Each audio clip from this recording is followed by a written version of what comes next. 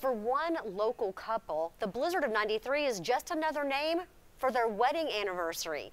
What a way to remember it. Emily DeVoe shows us how a love story came out of the historic storm.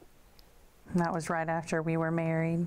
The Cliftons know that wearing white for your wedding is a bridal tradition. But on their day, 25 years ago, the color was anything but traditional for East Tennessee.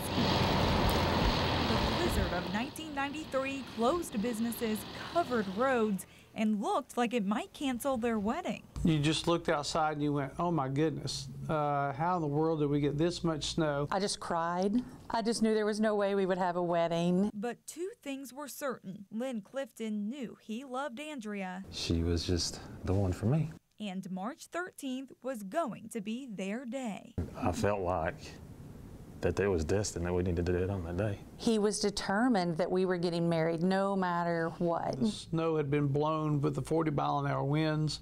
Pastor Jeff Lane remembers talking to the couple that morning, deciding Monday would be a much better day for the ceremony since the church was completely blocked by snow. Even if we could get a team of guys with tractors down there to scrape the parking lot, we had no power, we had no way to do anything, and it was just really, pretty brutally cold. But Lynn Clifton had something else in mind.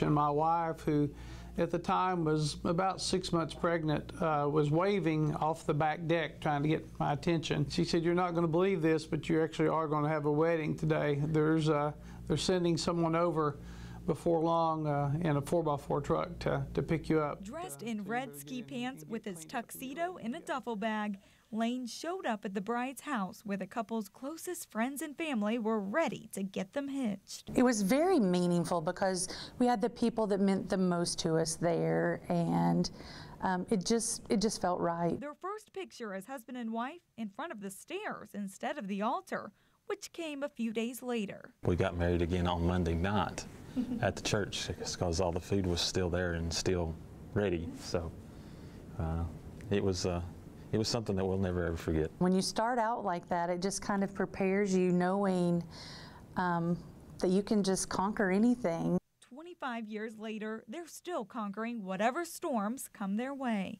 In Knoxville, for Live at 5 at 4, I'm Emily DeVoe.